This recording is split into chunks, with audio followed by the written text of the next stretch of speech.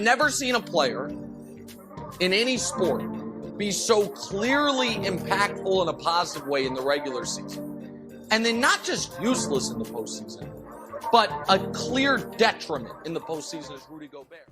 Rudy Gobert is a 3-time Defensive Player of the Year. Yet time and time again, casual hoop fans on YouTube are labeling him as the fall guy every time the Utah Jazz epically collapse in the playoffs. Once again, it's time to expose the misconceptions with NBA Film Study, presented by FYF Sports.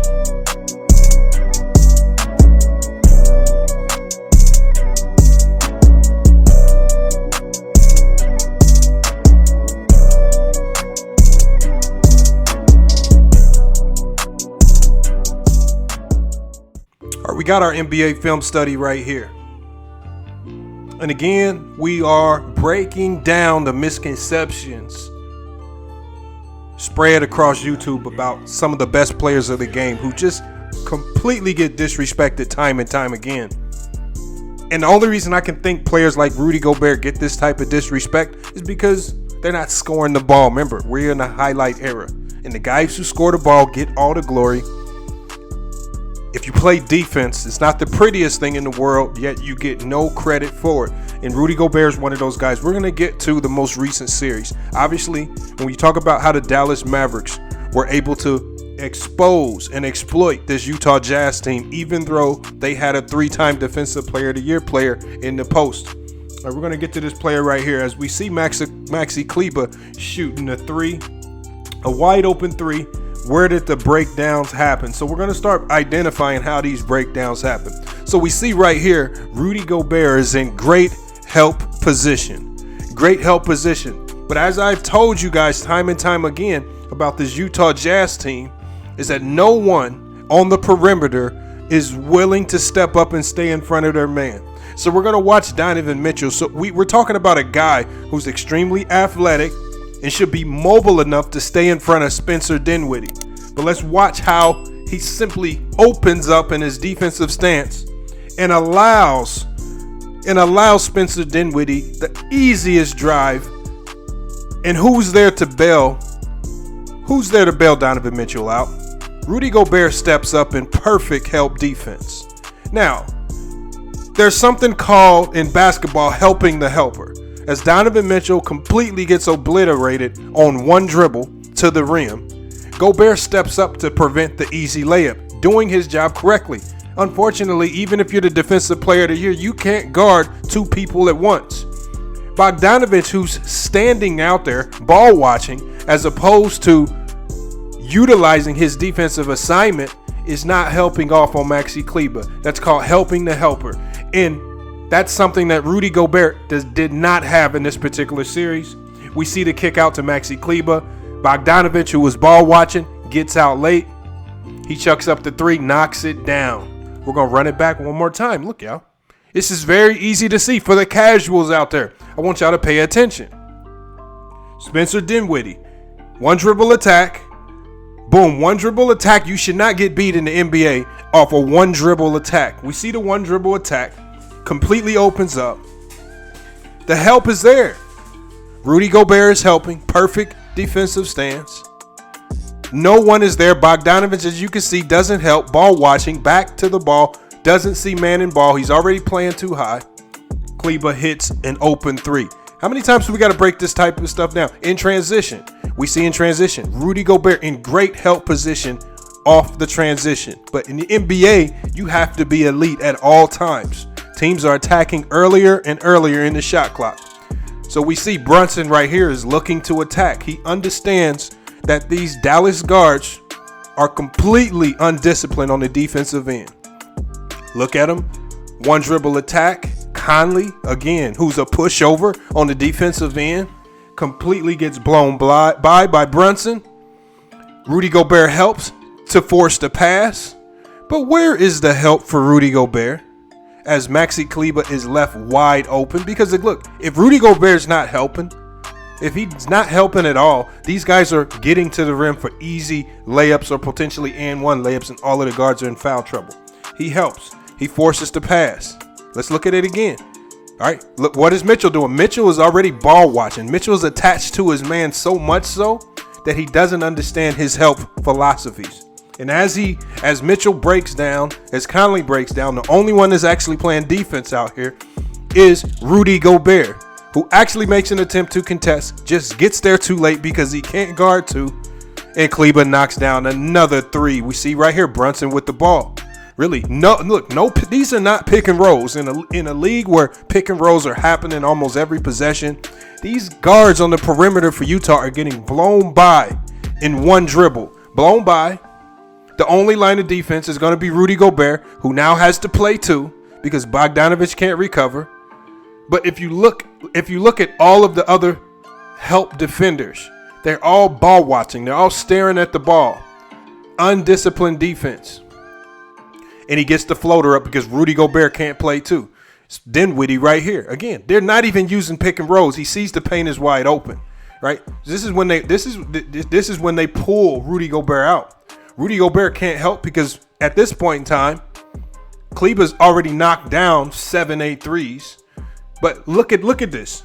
Completely bullies the perimeter defender. Easily just walks to the rim as they run a 5-out system.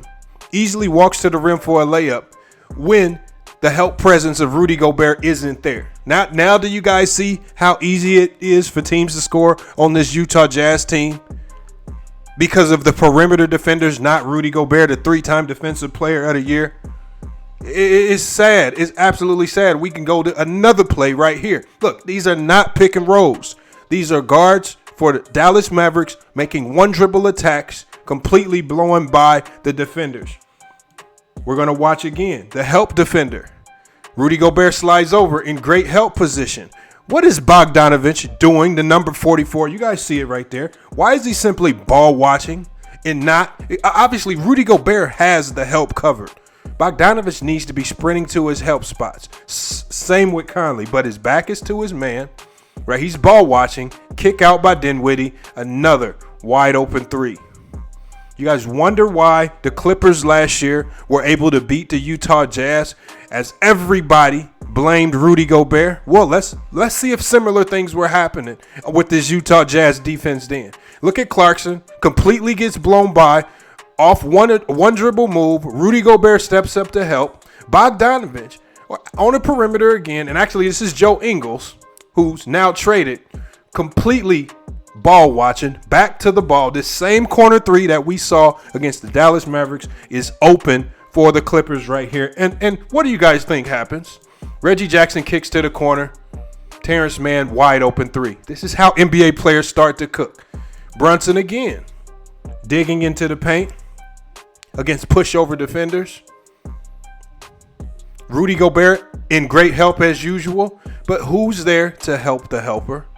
Absolutely nobody, because these guards are getting blown by every time someone dribbles on the opposing team. And another three is up. Luckily, they missed that one right there. Coming down the court right here, look at the help. The help is always excellent. Rudy Gobert's getting over. But where's help for the helper? Conley, you're talking about Conley, who's a vet in this league. When you see this many players, especially on the perimeter, completely ball watching with a lack of emphasis on defense, that can only go to coaching. These are things that you teach repeatedly in the preseason, in training camps, in the offseason, because once the regular season starts, you're going to go to your tendencies. And this has been a Utah Jazz tendency that they've simply not addressed. Quinn Snyder's feet have to be held to the fire because Rudy Gobert's doing his job defensively, and he's simply been bailing his team out time and time again when they do get defensive stops. But again, Conley allows another three, can't play two because he's not in good help position, but luckily they miss. And this is what they've been the beneficiary of. Pick and roll right here. Donovan Mitchell, 1-2 dribble attack, gets into the paint with no Rudy Gobert help. He gets scored on. Okay, when we look at the pick and roll defense, the pick is not even really there. They hedge it, or at least they try to hedge it. What a weak hedge right there, but they get lost on the hedge and recovery. Conley's back is completely to the action, and he gets the foul off of aggressive Jalen Brunson drive. Again, do you guys understand what a hedge is? Hedges are generally done with bigs, But these guards are trying to hedge. It should be much easier for guards to hedge these screens because they're faster. But look at the way they recover off these hedges. I want y'all to see this. Look at this. Now, Jalen Brunson's extremely smart here because he cheats the hedge. Did y'all see that? First, Donovan Mitchell goes to hedge before the screen even happens. Completely opens up the paint. Rudy Gobert slides over, but he can't play two in time. And they hit the floater in the lane and get the and one on the perimeter defender. Again, a horrible hedge. The recovery's fine there. Jalen Brunson gets the ISO. They pick a second time. He drives. And again, the help is there by Rudy Gobert, who come on. Kick out. But there we go, right? Look at this right here. They're blowing by every guard. Spencer Dinwiddie right here. Rudy Gobert steps in to help. Nobody's helping Rudy Gobert. He gets back and actually is successfully able to play too, right? But the other guards are allowing these ridiculously, elementary three-pointers to get off because of lack of effort. We see Donovan Mitchell give up another three right there. Jalen Brunson gets to the lane. Great recovery by Rudy Gobert, but even after a great contest by Rudy Gobert,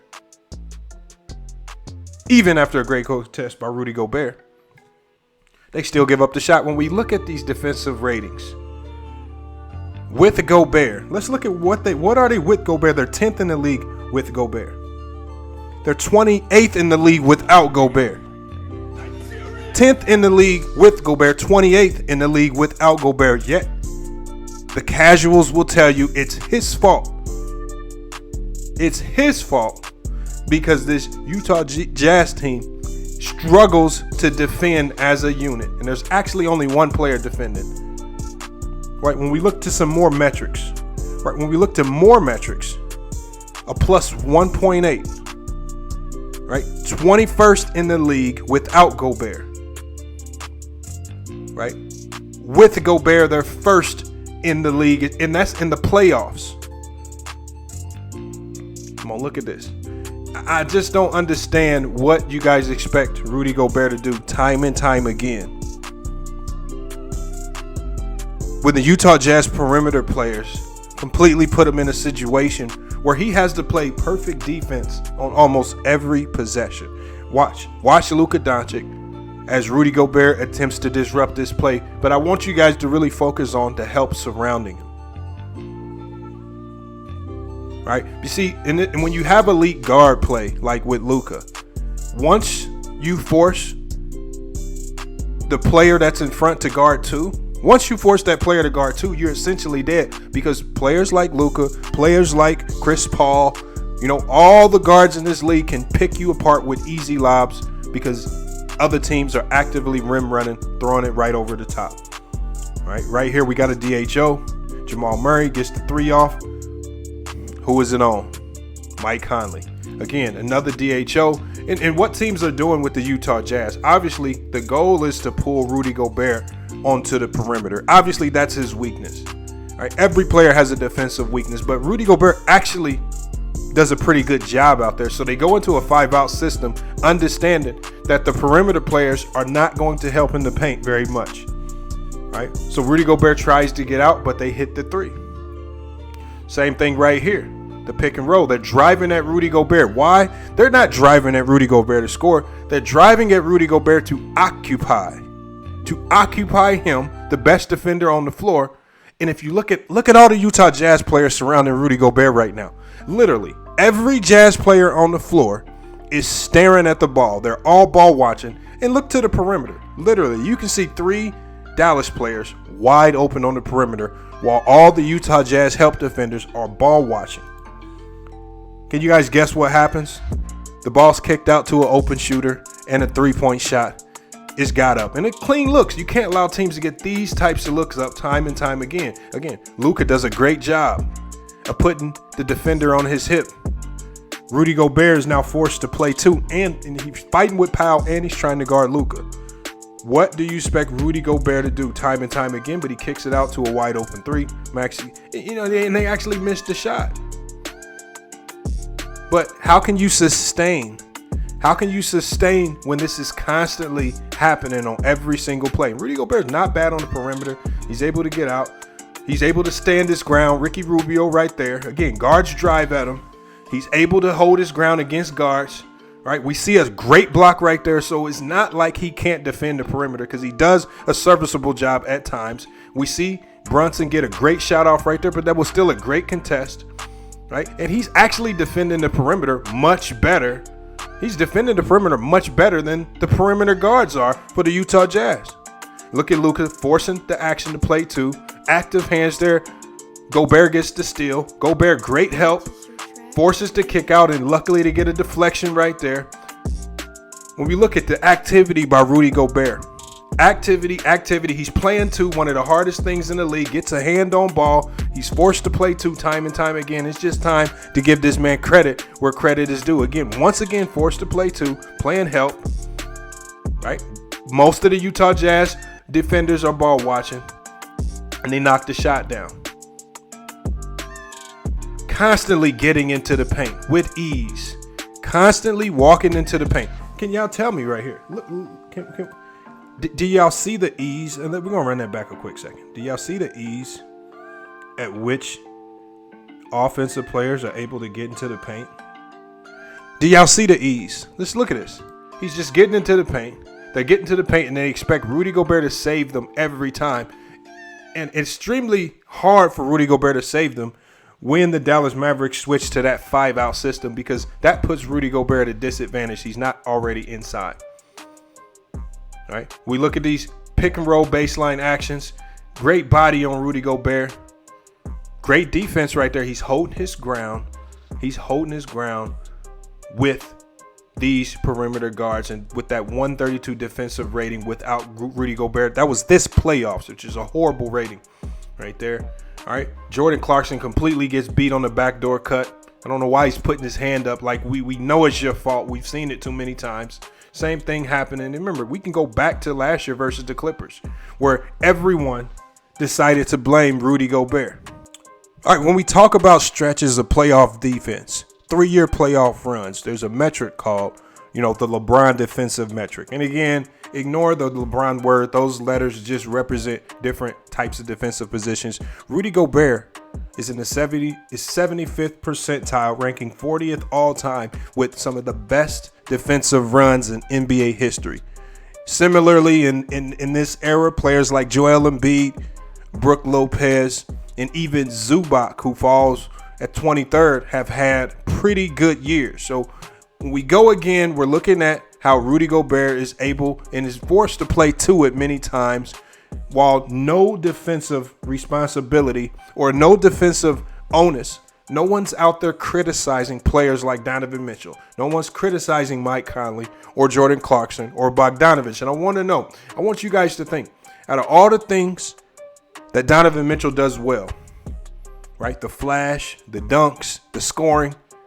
This is why you do not see critics of today's game getting on him for his defensive flaws or his defensive impotence. Because this is an era where people are fans of highlights. People will say they care about championships and they don't. People will say they care about all these things, but yet when they open their mouths to speak about the game, they constantly call out the wrong people and the wrong players time and time again, as exposed by everyone who dropped a Rudy Gobert video trying to say that this collapse for a second year in a row was his fault. Again, Rudy Gobert has been the only rim stopper for the Utah Jazz. We can watch multiple plays of him putting up, being a great presence, not just in the paint, but all over the court, as this Utah team is asking him to guard 2 and 3 players every possession. And there's absolutely nothing that he can do. And this Utah coaching staff has done little to nothing to put more of an emphasis on defense from the perimeter as far as stopping the ball and help defense if guys get beat. We just have not seen it enough. Again, I want you guys, let me know what you think about Rudy Gobert and the Utah Jazz. Again, you guys know what I think. I believe he's still a great player. I believe he has great usage for a team that wants to start with a defensive philosophy, but you cannot defend with one player in this league. You can have the best defender in the league all you want, but if you don't have a team that's willing to defend first and then score second, which we know the Utah Jazz have that philosophy because they had the number one offense in the NBA. We know they have no problem with scoring the ball. Guys like Jordan Clarkson and Donovan Mitchell, Bogdanovich, even when Ingles was there, all these guys love to put up shots. But when do you ever see any of these guys ever take pride on the defensive end like a Rudy Gobert? Like a Rudy Gobert, a man who has sacrificed his scoring, who's relinquished all of that just to defend, do the one thing on the court that in this era, when we listen to these modern talking heads from YouTube to mainstream media, no one gives great defenders credit. Right? We just saw last week, and I just showed you guys multiple examples last week of people saying that Draymond Green is overrated and his defense on Jokic, the MVP, was okay, and that he's still a role player or less than an average player because he can't score 20 points per game to pair with some of the best defense that we've seen in this past decade. These are the types of takes that we're dealing with on YouTube. These are the types of basketball minds that we're dealing with on YouTube. Again, this is why we need y'all coming over to FYF Sports, watching the film study so you could better verse yourselves in these NBA conversations, because you will have a lot of people tell you things, but they don't have the footage or data to back up the things they say. Everything that we say when we talk about Rudy Gobert, we can show you in the film. Now, if you could show me in the film where he's been a liability, where he's cost this team, I implore you to go create that video. Go get the clips, put the clips together. I want you to slow it down, diagram it out, and I want you guys to show me how Rudy Gobert is the culprit for the ills that this team had on the defensive end of the floor. I want you guys to do that. Again, these are the takes that y'all hear. We are simply here to expose the misconceptions. Right? That's the NBA film study for today, man. So again, salute to Rudy Gobert, man. There's a lot of rumors floating around out there that they're going to break that team up. It's looking like Quinn Snyder might be out. Moves are going to have to be made before the draft. A lot of talk about breaking up the duo of Donovan Mitchell and Rudy Gobert. But just kind of after what we saw, I wouldn't be opposed to seeing, don't be surprised if you see Donovan Mitchell shipped off in a trade this summer. I think Donovan Mitchell's kind of capped out on how good he can be. He's already shown you that he has Russell Westbrook-like defense consistently, while his offense can come and go. I mean, in a game where they needed his scoring punch the most, where he was averaging 30 points a game, he drops 8 points in a playoff game this year against the Mavericks. So again, a lot of inconsistency issues on the offensive end with all of the perimeter players. All of those perimeter players had defensive woes. And Rudy Gobert, to be honest, was the only consistent piece to this team, because he consistently made efforts over and over to help this team defend. He just did not have much help from the players around him. But yeah, it's FYF Sports, man. It's been another great podcast episode. NBA film studies are back, man. It's time to expose the misconceptions. Too many people running around this YouTube spectrum with bag takes. And we're going to be knocking all of that out the box over the next coming weeks here on FYF Sports. Make sure you guys subscribe to our second channel, Whatever Happened to the News TV. Appreciate you guys for helping us get that channel over 1,000 subs. We're well over 4,000 watch time hours. So we're going to be getting monetized on that channel pretty soon here. Again, once that channel is officially monetized, we're going to be doing all live streams over there on all of the hottest news topics, from politics to entertainment, all those topics that you guys want to discuss. Make sure you sub up and hit the notification over there as well. If you haven't done so over here on FYF Sports, make sure you guys hit the notification here as well. If you haven't been getting the notifications, I've been getting so many DMs from you guys that you're not getting the notifications. Just unsubscribe, resubscribe, and then hit the notification bell again. Generally, that does the trick. Either way, if you're following us on social media, you should be getting all of the notifications when we drop videos or go live here on this channel as well. But it's been a great podcast episode. We will be back with more sports and news, and most definitely film studies soon.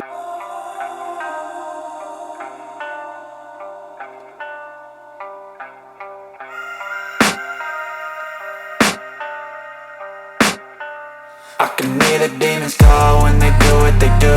And now I feel like taking off, find a place with a view. The pain is never gonna stop if it's controlling you. I know that time can heal it all, I just gotta get through. I just gotta get through, I just gotta get through. Cause I feel like taking off, find a place with a view. The pain is never gonna stop if it's controlling you. I know that time can heal it all, I just gotta get through. Sometimes I feel like all is lost, but I know it's not true. I wanna put up all my walls cause I'm not in the mood, but then I cut myself off from the rest of the room. I know that time can heal it all if you're patient and soon it can all be worth it, all the searching. Pain is never really permanent, but damn it hurts, man. I could feel all of the turbulence and it's concerning. I've been searching for a purpose, I hope it's worth it. This society is really trying me. Ain't no hide and seek, I hide to be far from anxiety. I need my space, I need my privacy. I need some silence, please, you're all too loud. You don't speak quietly, opinions violently thrown across every surface. It makes me nervous, it's the world honestly burning. That's all I'm learning, hope that we can make a turn and start reversing. All our minds have put the work in, we got some work, man. I just gotta get through.